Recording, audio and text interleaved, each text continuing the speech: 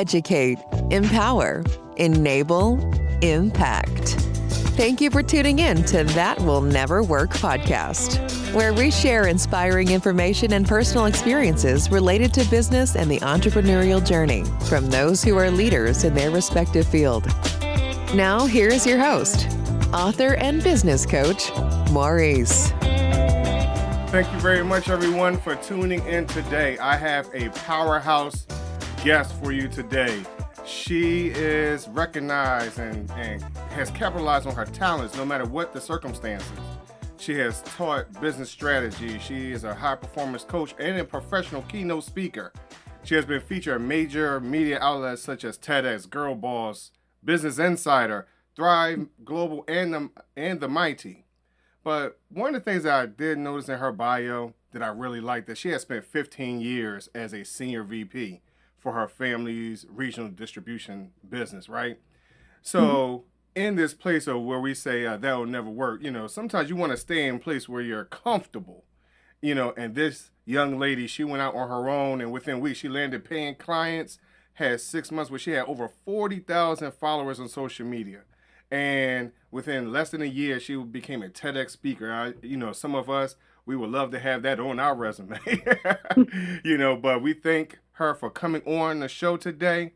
And we welcome her with open arms. Corrie, thank you very much for coming on today. Thanks for having me, Maurice. Sure. Thank you very much. Thank you very much. So we're going to hop right on to it, Corrie.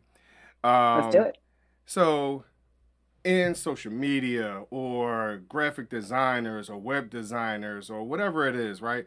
How would you, or what would you recommend to those that are trying to break into such a crowded market? If they're looking at it as a crowded market, how do they stand out amongst everyone else? Sure. So I think the easiest way to answer this question is to first start off with the biggest mistake I see brand new entrepreneurs making when trying to stand out. And the first mistake is they kind of go out there and they see what other people are doing in the niche that they want to break into. And then they just start copying.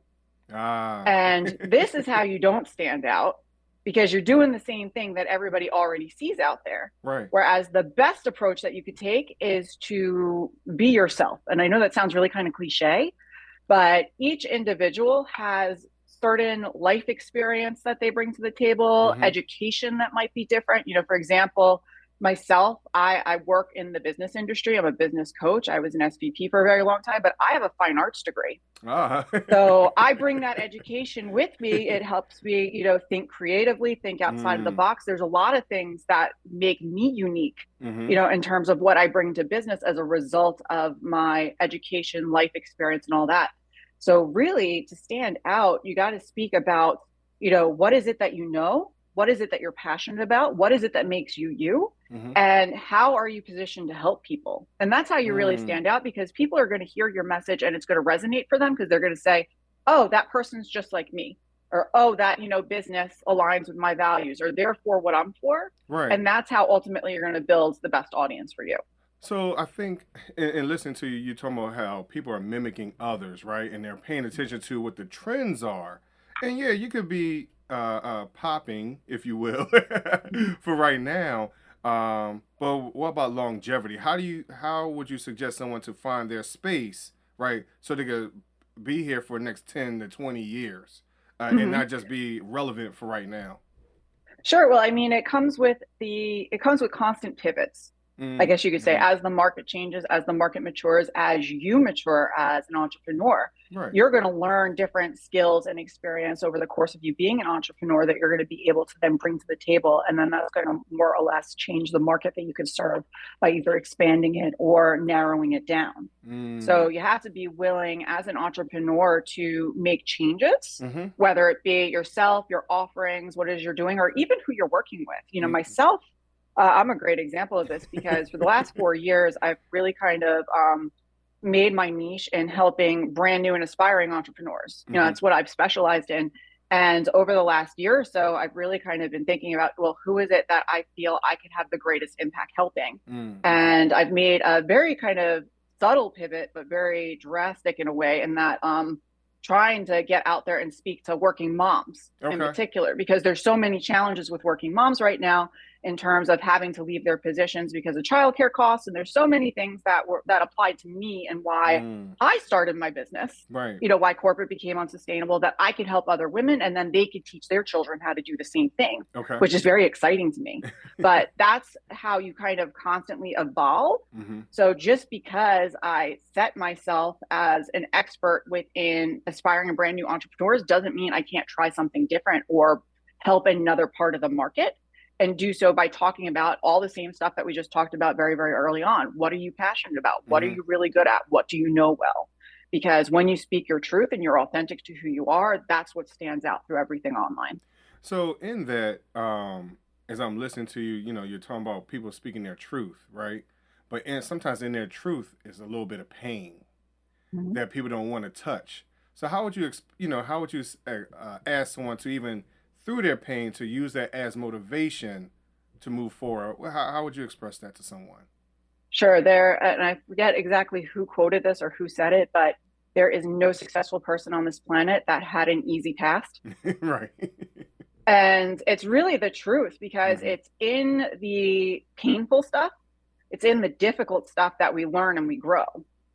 So the people that are successful and see a certain level of success, they're willing to go over and above and do things that standard, or you could say quote unquote normal people, are not willing to do. And you don't get that way. You don't break down that fear by not having dealt with something that's more challenging or worse than whatever it is that you're doing. So a lot of times our really difficult life experiences, the personal ones, that we really don't want to touch on, number one, that's the stuff that people really resonate with, because that's what people aren't talking about. When I built my audience initially, that first 6 months, and it blew up to close to 40,000 people, I had very recently suffered a suicide loss. Really? And was talking a lot about it. Okay. And talking about, managing that and exploring that and, pushing through that. And it's through talking about it, even if we're not in a position that we feel that we've mastered it yet, or even that we're ready for it, that gives other people the permission to be able to do the same thing for themselves, but also positions you as a leader, and that, hey, this person's doing it, I could do it too. Even if it's not directly related to what it is that you're doing in business. Again, I was a business coach, and talking about stuff like that. Initially, I kind of started off as a life coach, but what people took from that story and me sharing about it is, wow, this woman was going through, all this difficult stuff. She lost her partner. She was a single mom, blah, blah, blah. She quit her job and started her own business. I could do that too. So, right. And that's how ultimately my niche of working with aspiring entrepreneurs happened, by me just literally speaking what I do. Okay.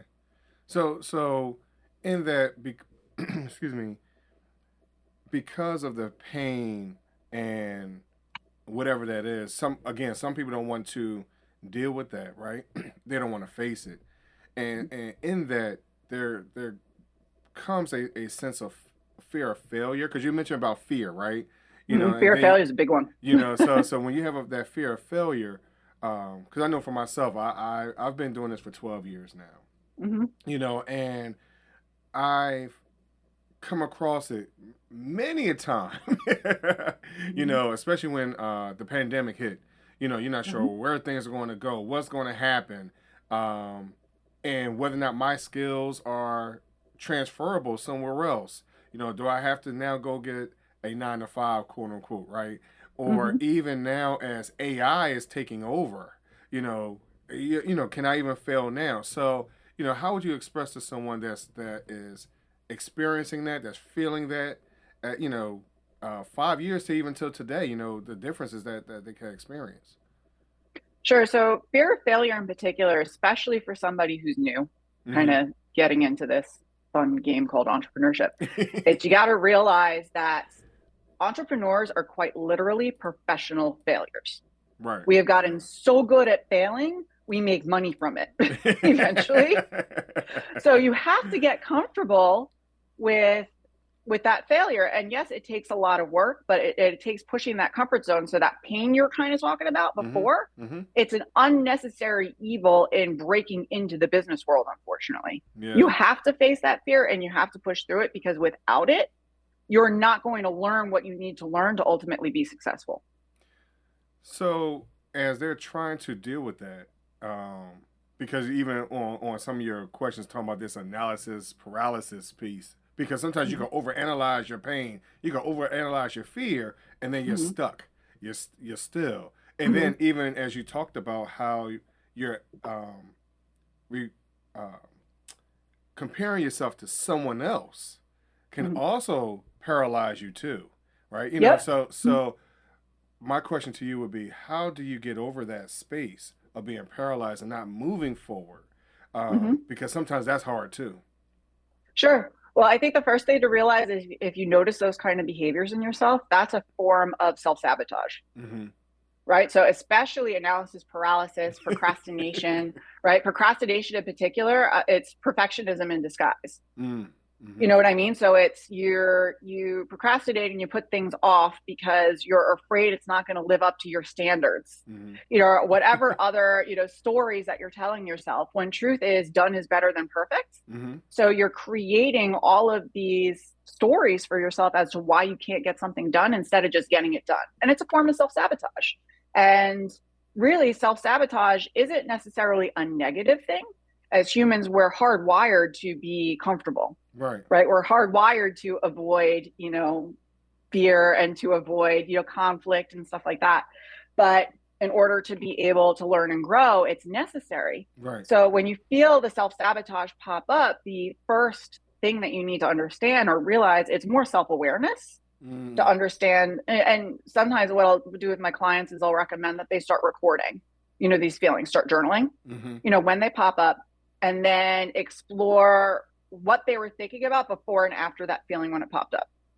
So a lot of times with something like analysis paralysis, it's fear that they aren't, what would you say? That they don't have enough experience. Right. Yes. You know, so they'll be like, oh, I need to get another certification, you know, before I start this, where really it's, no, you have everything that you need. You just need to put yourself out there and get over your fear of putting yourself out there.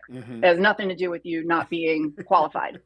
Right. Or it might be fear that people are going to think you're a fraud. Right. Is another big one that I hear. Yeah. And that fear of being a fraud might actually be instead a self-limiting belief that you heard when you were a child, that people kept telling you, like, who do you think you are? Like, what do you think you're doing? And they're thoughts that you absorb from other people growing up that are now your truth, but it's not actually the truth that everybody on the outside of you sees. So becoming aware, first and foremost, of the thoughts is the first step in being able to navigating how you push past the fear. Because once you have control of your thoughts, then the fear starts to dissipate, because then it becomes safe to participate. Wow. So Corrie, I really like all these nuggets that you're giving, right?